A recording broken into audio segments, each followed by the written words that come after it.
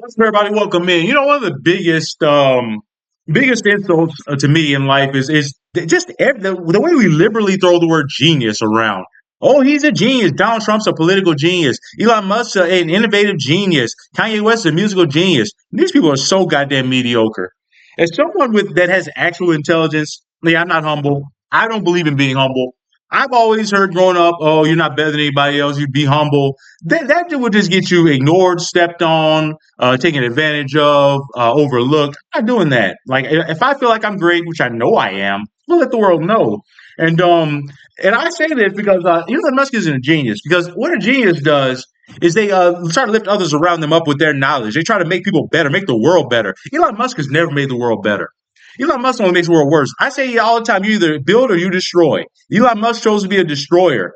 And I was just watching a video about something about Bill Gates from Park Rose Permaculture, one of my favorite YouTubers on here, and she does great work. And she brought up how Bill Gates, how Elon Musk, Bill Gates is an actual genius. How Elon Musk is like people for Bill Gates, for Microsoft, and all the other things, the vaccines, the feeding and helping give message to the poor kids in Africa. Who's going to for Elon Musk? What did he do? Bought a company that already existed? Like wow, man, the dude, he's not a engineer. Like he hasn't built anything. Like actually, he may technically is he an engineer? I know he has to have a title. He has a degree, I'm sure, in something. But he's not a builder. He doesn't make. He's like he's making these cars. What I should have phrased it is the genius engineers are the ones that making him look good. They don't make that much probably, but what a couple hundred K or 100K a year. He makes billions. He didn't earn it. Doesn't deserve it. There's nothing genius about buying a company. And he even uses the name Tesla and exploits it. Like that's what I'm talking about. Like this isn't a genius. Just a guy with a lot of fucking money whose dad owned an emerald mine in South Africa. And I read about Elon Musk's childhood. Him and his sister, there would be emeralds, money falling out of his parents' safe, and they would take the emeralds to Tiffany's jewelry store and sell them. Did you have that kind of upbringing growing up? I didn't, motherfucker. That ain't no genius. That's just a spoiled fucking rich kid who's a psychopath. I don't like this bastard. I think you know how I feel about Elon Musk. I have videos called Elon Musk is Subhuman Scum. And once again, if you want to dehumanize this fuck, you're 100% allowed. Read the TOS. YouTube has a carve out for pieces of shit like us that don't have the ability to scout the fucking internet. At least I can acknowledge myself as a piece of shit. But only against Elon Musk. You get all the smoke, you piece of shit. But this guy, you're allowed to dehumanize guys like him, guys like Elon Musk, public figures, and you can say whatever the hell you want about them. Just don't threaten them. Just you can insult them, and they see it. Elon Musk is the most insecure man on earth. This dude, see this is. I don't go on Twitter, but man, this dude. You remember a few months ago, he was like, "I'm instituting a positivity only policy on Twitter, where positive comments will get pushed to the top by the algorithm." Because he was getting all this hate. He's like, "I get insulted on this platform constantly." What a little bitch! What a little bitch! What about what people think about you on the platform you own? By the way, once again, this guy's not a genius. I hate that shit, man. Twitter was valued at $4 billion. He paid 40 for it. That's not a genius. That's a goddamn dumbass whose brain is fried by drugs. Geniuses don't use ketamine. Musk scandal at USAID takes early. I'm just so pissed about this shit. Let me just gather my thought. I know I'm upset. I don't want this whole video to be upset. I want to goose robber here. We're gonna get in a good mindset, a calm mindset for the rest. It's hard to stay calm reading this, but you see as we go along why it's hard. But I'm gonna calm down. We're gonna just read the article straight. I'm not gonna add any of my thoughts to the very end. Musk scandal at USAID takes ugly turn, putting starving kids at risk. Two U.S. nonprofits that manufacture a treatment sent by USAID to help severely malnourished children abroad say the process is in chaos. This isn't what Marco Rubio said would happen. Oh, little Marco lied? I can't believe it. Ever since Donald Trump and Elon Musk began downsizing the U.S. Agency for International Development, the administration has claimed that aid for life-saving humanitarian assistance would continue. This notion has helped sustain the idea that dismantling of USAID is merely about tackling governmental waste and fraud. After all, if the most critical assistance is continuing, then perhaps what is being targeted really is superfluous spending, as Musk and Trump claim. But now the delivery of therapeutic food assistance to nearly 400,000 severely malnourished children abroad is in doubt due to ongoing firings of USAID Two main both calm down. My dog's like rolling around on my little like plastic sheet or whatever, the thing you put over your mattress. And I think it's like a pee in there. It's like plastic. It's some kind of like I don't know what kind of material it is, but it's a little zipper thing you put over your mattress. He's rolling around and making a noise. Stop doing that, Bo. Let me get this toy. And don't Bo, don't squeak it. Okay. The raw materials needed to make the product are sitting in warehouses, but the manufacturers say they're uncertain whether to proceed because they don't know if the U.S. government still wants to buy the product, and they can't be certain if it'll be shipped. The product in question is called Ready to Use Therapeutic Food, or RUTF, a sterile, bureaucratic name that masks the horrific nature of its life-saving function. I'm sorry. It is a sweet paste. Yeah, I've heard of this. They use this in Gaza. As soon as I saw the word paste, I knew what it was. It's like because it's for kids that like don't have the strength to eat. They got like you eat this stuff. Like they can't chew and shit. It's designed for safe ingestion by young children if inflicted with what's known as severe wasting, meaning that they're suffering extreme acute malnutrition or hovering on the degree of starving to death. It's packaged in a foil package that don't need refrigeration, making it suitable for delivery to areas inflicted by extreme deprivation, like Gaza. It's the only treatment that can cure a severely malnourished child, said Naveen Salam, the founder and CEO of Edisia Nutrition, which manufactures the product in Rhode Island. It just makes me sad. It's hard to keep reading it and just stay calm. But when you're a black guy online, people got to get I guess get scared when you get upset or whatever. But white guys get on unhinged, call for violence, say the dumbest, most unhinged shit, and people are like, oh, he's so brave. This double standard in this world is ridiculous. And I'll always call it out. Nobody ever calls out white guys for being unhinged. It's funny to me. They're the most unhinged group of people in this world, easily. As it happens, enormous amounts of this life-saving paste are produced in two American factories. In addition to the Edisia facility in Rhode Island, another organization called MANA pumps out the product in Georgia. USAID has been contracting with the two operations, both nonprofits, to send it to the world's starving children, mostly in Africa, for over 15 years. That's why Elon Musk doesn't like it. He wanted Africa for white people. He's an Africanist. He thought Africa was for white people. That foolish bullshit. There's 1.2 billion black people in Africa alone. There's 900 million white people in the whole world. Think about that. Both have current contracts with USAID signed during the last administration to treat a total of 1.2 million children for 7 weeks between the two companies, which would mean full rehabilitation from severe malnutrition. That's where I got the 1.2 million number from. I can't remember I mentioned it, but I was watching the Parkrose Permaculture video, and she said 1.2 million children are at risk of dying because of this bastard. You self-human fucking scum. Elon Musk is self-human scum. I gotta say it right after that because the algorithm might hear me saying that and they think I'm dehumanizing a person. But the latest round of cutbacks at USAID has left the operations flummoxed and frustrated. As part of its current, man, I can't even say what I'd like to do to Elon Musk. What I'd like to do to Elon Musk. Can't say it. I go to prison. Edisia has enough raw ingredients left in its warehouse to manufacture the paste for 160,000 children, Salim says. Or Salem, I guess. Salem. I'm going to say Salim. Well, actually, I guess she's Arabic. It could be Salim. It's probably not Salem. That's a dumb American way of saying it. The company hasn't decided whether to complete it because the removals at USAID have put on paid leave. I mean, put on paid leave. Put on paid leave the employees who oversee their contracts. Salim notes she can't get clarity from USAID about whether the food will be paid for or shipped. Of course she can't. It's probably been destroyed already, left out in the sun on purpose. Or actually, it doesn't need to be refrigerated. But you can't leave it out in the sun, I'm sure. But they probably just destroyed it. They don't care about poor kids in Africa. These are racist, white supremacists. Starving children are waiting for this product to arrive, Salem said. Meanwhile, the Georgia-based nonprofit Meta Nutrition has enough ingredients to manufacture the product for around 200,000 badly malnourished children.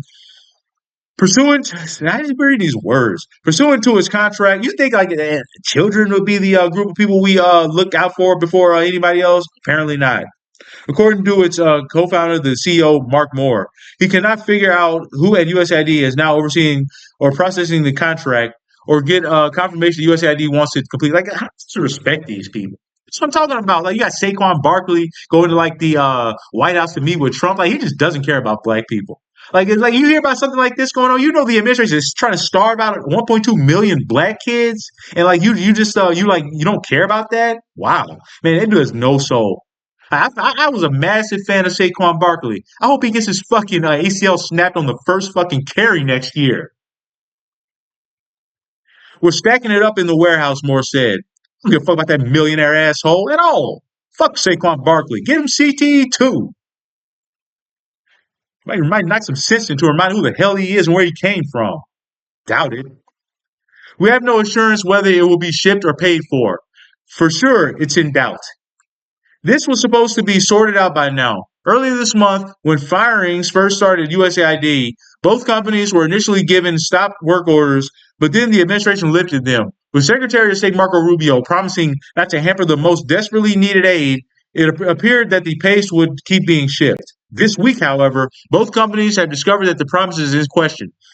The firings have largely led to USAID's system for paying contractors breaking down and have emptied the agency of people who have overseen contracts with no indication of who is supposed to be replacing them, the two CEOs have said. The system is in such turmoil at this point that everything is in question, Moore said. It's an echo of Musk's recent claim that he and Trump are feeding USAID into the wood chipper. So many people went into the wood chipper that there's nobody to man the farm. Like, that's a genius. That's a genius. Any child could say that. Elon Musk is a fucking child. This week, the New York Times reported that thousands more USAID employees have been fired. Through life-saving assistance, though life-saving assistance is supposed to continue, the Times reported a report noted that the firings had crippled the agency's payment systems, hobbling many of their programs. Some foreign aid payments are supposed to resume after a 90-day review, but there's no indication that there's a system in place to oversee that, the Times has noted. All this has been experience of the two nonprofits, and that experience illustrates the consequences of all these Trump-Musk-fueled firings. Kids are waiting for us to act. Yeah, they're going to die. They're not waiting for you to act. They're waiting for food. You're not giving it to them because of this bastard. It is possible that the Trump administration's version of USAID, or what's left of it, will resolve the situation. It won't. Why don't you even say this? Like, say nonsense. Like, they got to resolve shit. They don't have the capability to solve. They don't care. They do not fucking care. Why do you keep treating this man like he's a normal president? He's a fucking demon, and he's really fucking stupid at that. When are we going to call this asshole for what he is? He's not a man. He's not a fucking man. I don't respect this bastard as a fucking man. He can't talk like a man. But even if so, this turn in the saga badly undermines the notion that Trump and Musk are actually achieving genuine efficiencies. After all, the confusion we're seeing clearly constitutes absolutely awful management. Surely, that's what Elon Musk does. Awful management. 81% drop in Tesla stock. Awful management. Idiot. Like a child could manage Tesla. You take somebody right out of college, without a degree. I mean, yeah, right out of college, basically. 21, 22 years old. They could be a better CEO than Elon Musk. They just wouldn't do the dumb shit he's doing. You wouldn't lose 81% of your stock value. Unless you have been fucking fired yet by the board. They afraid of that bastard? A child? Surely it should have been possible to undertake examinations of USAID's programs without leaving the fate of such critical assistance in limbo, but they didn't. Because that's what a genius does. A genius does statistical analysis. An idiot, just like as Elon Musk says, feeds the program into a wood chipper. Idiot, moron, imbecile.